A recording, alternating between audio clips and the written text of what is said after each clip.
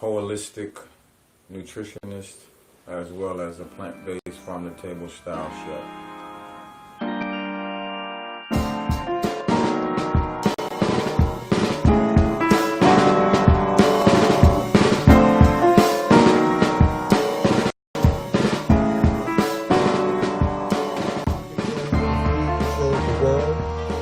You know that one? Let thy food be thy medicine thy food, right? So if someone's going to say, does anybody feel like that? Like, yeah, let thy food be thy medicine and thy medicine thy food. Who feels like that? Okay.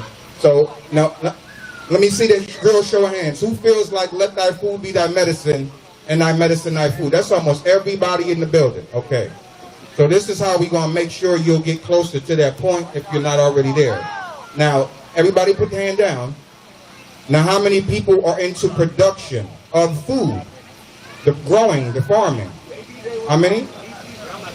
So the number of hands is way less. Right? Okay. I'm going to have to go somewhere with this, so just bear with me. How many people are into aggregation? That would be the gathering. So the production, come here, brother, real quick. As a matter of fact, I got the other farmer here. He's the real farmer, but you both come because we need another farmer with the farmer. The farmer that actually grew this stuff on the table I'm working with today. But y'all act like y'all working in the field. Go on. Come on. Y'all farmers now? Come on. Do something. We about to have fun with the field. Do something.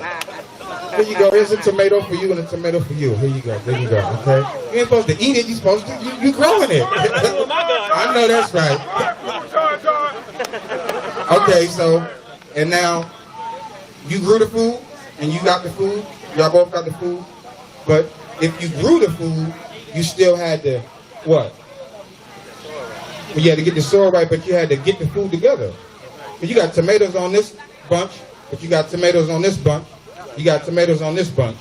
So you got to aggregate. You got to gather those so that we can put them in something to sell off to the next person, right? But I'm saying... How many people are in the aggregation? That would be the gathering of the vegetables after the production was done. So the hands are much less again.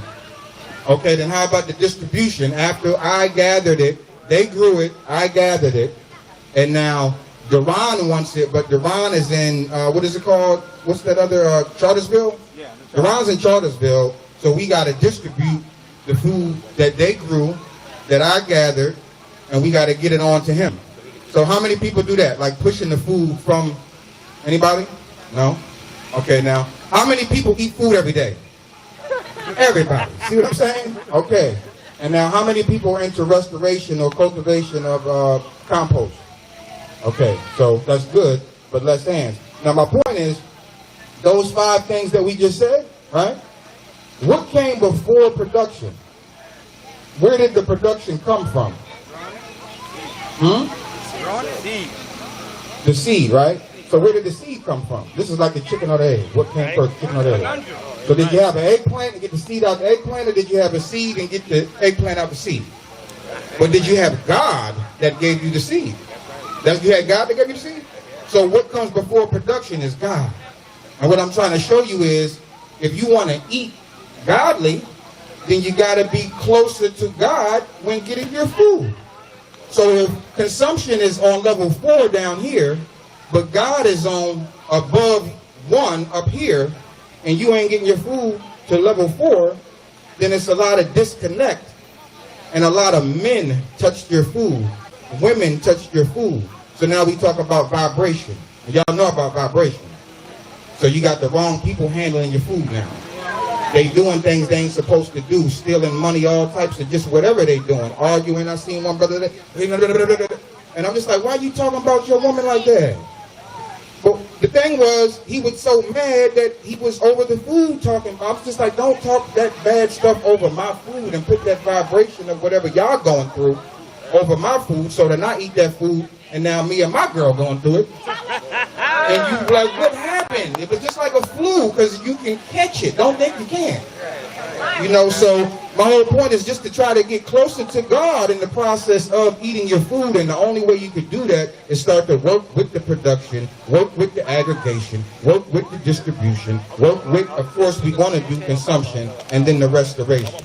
And when you're doing all 5 of those, or 2 out of the 5, or 3 out of the 5, you now have a greater percentage of getting closer to nature and God and further away from man. Does that make any sense to y'all? Yes, sir. You sure? Does it make sense to everyone? Yes. Can I get an ashe if it does? All right. So yeah, I mean the key to, I think, living healthier through food would be to understand the food system. And we, tend to call these categories by different names, but generally speaking, you have production, aggregation, distribution, consumption, and restoration. And once again, the production could be farming, the aggregation could be processing, but if we don't, so I'd always go like this, almost like 5 fingers, and then we want to look at the percentages too. So I ask people, like, out of these 5 parts, what are you doing? And then the person says, well, I'm consuming. Okay, so you got 1. Then I say, well, do you grow? Producing? No, so you don't get none. Then I say, well, are you distributing? No. How about the aggregation? No. Restoration, you got some compost in the back? No. So you're left with 1, which is fine. We're meeting people where they are, so we don't want to make the person feel any one type of way, but that's 1 out of 5. And we're going to go on the percentage, that's 20%. If this was a test, you would have failed. And you have to look at it. This is the test. Life is a test. Do your best, forget the rest.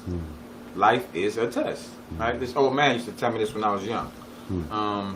So now you're, looking at a 20% on your test, basically, through a food system, though. Right? And the key is to always pass the test. Right? And also to know that out of these 5 components, or these 5 categories of the food system, that if we were to flip it this way, now we're looking at it from farming, production, aggregation, processing, distribution, consumption, and restoration. We know that production is the seed. And we ask, well, what came first, the plant or the seed? Did you have a plant to get the seed from, or did you have a seed to get the plant from? So it's that revolving door of what came first, the chicken or the egg? Huh? Okay. So I don't know. You have to figure that out. But what I'm saying is, regardless of what you think, the higher connection would have to be nature, God, right? So we want to always try to make sure that we sooner or later end up with some know-how of the production. That's the key. Because if we do that, then we can just move on down. If you know how to do some, let's just say, collard greens. If you could grow collard greens, that was the hardest part. The hardest part was to grow the collard greens. So if you did that, now the aggregation is just collecting the collard greens that's in the field. That's not too hard. After you already grew them, all you got to do is just go pick them, right? And then the distribution could be just, I'm going to give my next door neighbor, Miss Mary, some. I'm going to give my friend Duran some, and I'm going to give my family some, right? And then we're going to consume them. We're all going to eat them. And whatever doesn't get eaten, some people don't like to eat all of the stems or what have you. Maybe even a couple leaves had too many insect, holes in them for you. So you want to throw those away, restoration.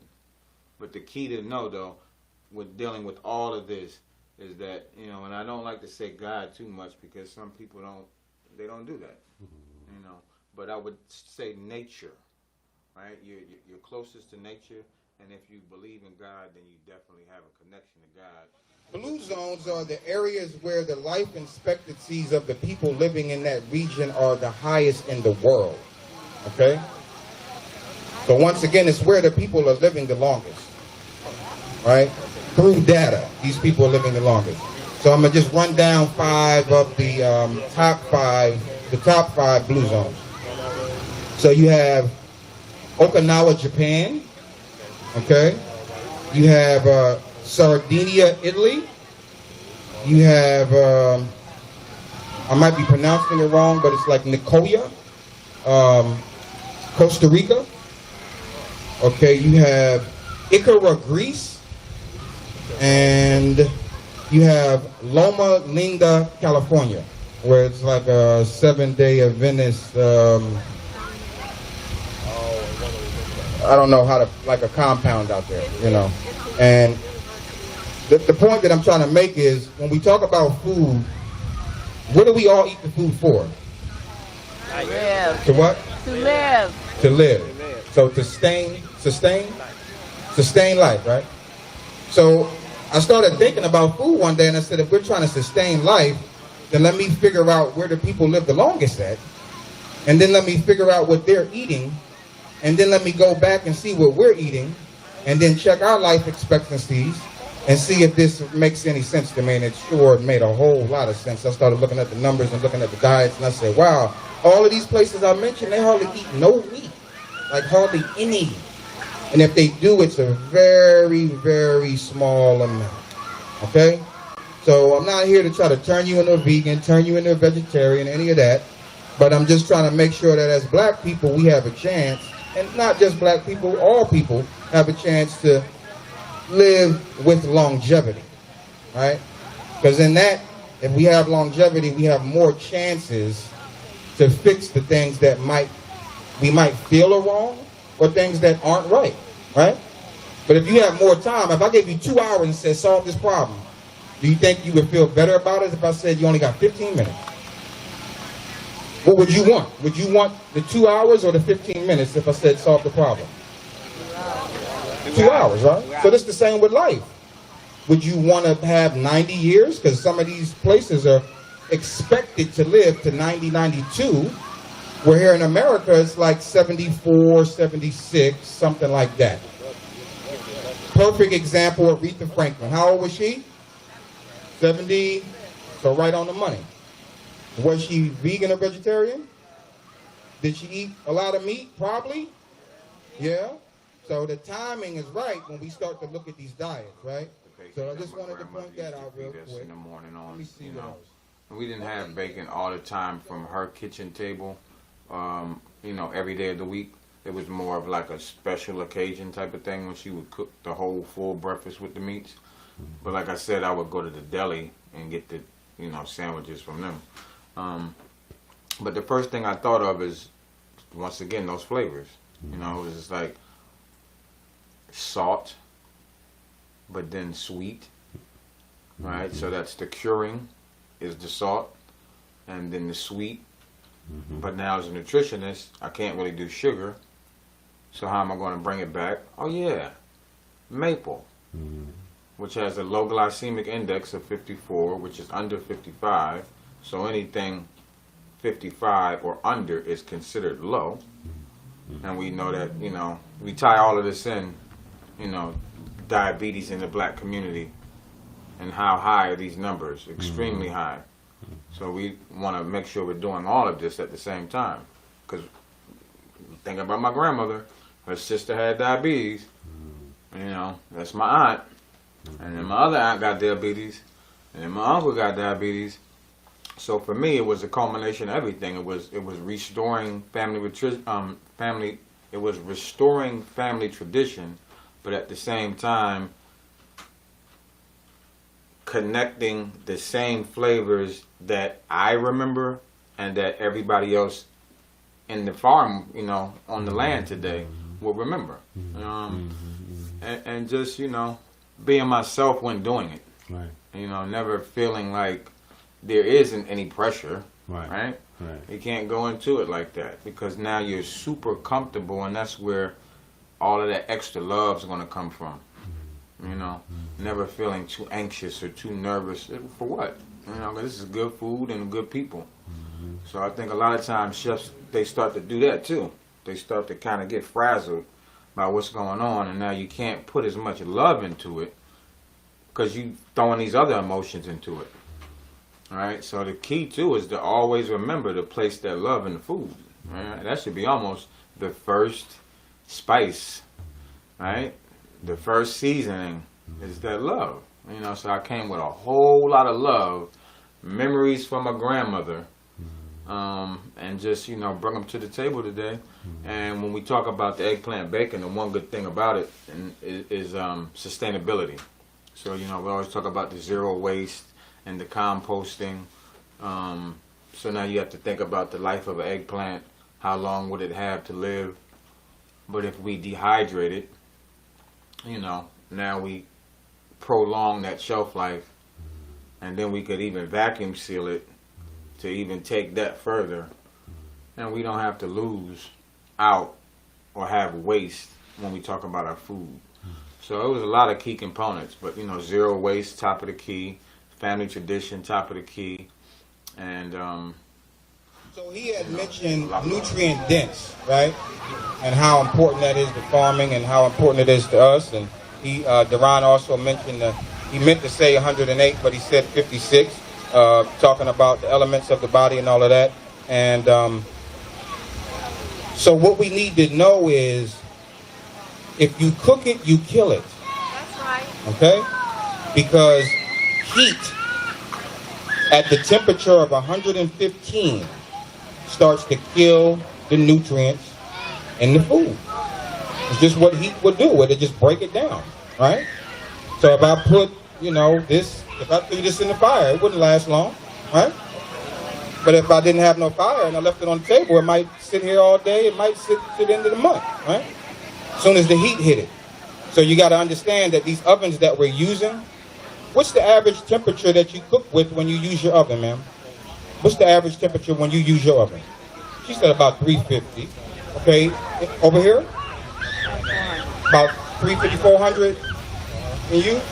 About 400. Okay, so I said 115, right? And 115 is at the temperature where the nutrients do start to break down, meaning that you would have to be under 115. Okay? So let's just go with 115 and multiply that times 3. Then what do we get at that point? 345. So we all said 350, 375, 400. So we done killed our food 2 and 3 times over before we put it in our body. And then we once again got our hands prayed, talking about, dear God, please make this food nutritious for my body. Well, you done killed it. It ain't coming back either. And it's not, like Umi said, it's not coming back after you done killed it. And trying to put a prayer on it, hoping that's going to bring it back. So I say all of that to say, the first method of, when we talk about zero waste and going back to saving food, the first method would have been dehydration and also smoking of food, curing and smoking of food. So we had dehydrated basically, well, let me show you this right here. So basically I made a raw bread round. So this is local pecans. Once again, I got the pecans right here from Georgia. I could trace it back to the pecan farmer, so I know exactly where my pecans came from. I used some flax seed, some cherries, raisins, little seasoning, spice, and I dehydrated these, okay? So you have a raw bread bite. All right. From there, I took Farmer Johnny's eggplants. Farmer Johnny John, and I made some bacon by dehydrating it, okay? So once again, everything's under 115, that's your bread and your bacon. Now, they call it a BLT, right? As I was growing up, that's what they were serving me, BLTs. But as I got older, I started to develop a palate that was really wanting other things, right? Like I'm tired of lettuce because I done had lettuce in every salad that I had since I was 2. So by the time I'm 40, I don't even really want too much lettuce anymore. So for a BLT, I'm like, let me do basil now. That's going to be my new lettuce, right? So you got your raw bread, you got your raw eggplant bacon, then you have your raw basil, and then we're going to do a cherry tomato on top. And then I did, just because I knew I was coming for a lot of black people, I run some cheese. Stop acting like y'all don't know hot sauce and cheese on everything. Stop buying. Brother had hot sauce on his watermelon earlier. I mean, he was like, really? You know what it is. I mean, hot sauce in the swag bag. I mean, sisters got hot sauce in the swag bag. They got, they doing sriracha keychains now. But I mean, it would be crazy if I seen Texas Pete, Louisians, or Franks on a keychain. But the Asians, they do got sriracha on a keychain now. That's hot sauce in your swag bag. But, you know, so I was just playing with y'all, but really not, because, you know, black people do love cheese. So I said, okay, I'm going to bring some cheese too, right? But this is cashew cheese I made this morning with cashews, a little nutritional yeast, some fresh lemon squeeze, a little spice in there, and some coconut cream. So I made it like a coconut cream cheese drizzle. Almost like a queso, but raw, okay? So I'm going to go ahead and put this together real quick. And anybody that wants to can come up. And even if maybe one or two people want to help a little bit, I can give you some gloves. I can have you either put the tomato or the basil on the bites. And we'll do about 50. We're going to stop at 50. But we will definitely give out about 50 of these bites. Okay? Sound good? All right. We'll talk again after we eat. All right? Okay. All right. Good.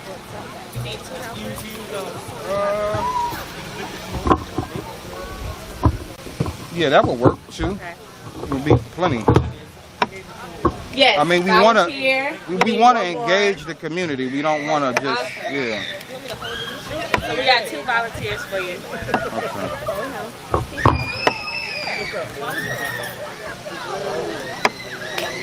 Okay, so you can come on this side if you don't mind. Both of y'all come on this side if you don't mind. Okay. And then I got some gloves over here. And if you're not scared of the knife, you scared of the knife? On the top of the list for best practices when it comes to presenting plant-based lifestyle, and we'll say plant-based lifestyle instead of vegan, because somebody might have a leather belt on, somebody might got some leather shoes on, or whatever the case may be, you know. But so we're not talking about that part of it. We're strictly talking about the food. And I think the most important thing to do is to meet people where they are, right? So I don't expect anyone to meet me where I'm at, because I might be 7 years into it. I could be 21 years into it. And if you're just stepping in the door, how could I expect you to meet where I'm at? But I can come meet you where you are, because I remember the time when I was standing in the door. So that's how I treat people, you know, when we do our facilitations, programs, classes, even catering. You know, you'd be surprised how many people don't know the possibilities of how plant-based could go. So people are just like, you know, what can you fix? I'm like, I can fix anything. I'm like, oh yeah, I gotta meet you where you are, because you don't understand that I can fix anything.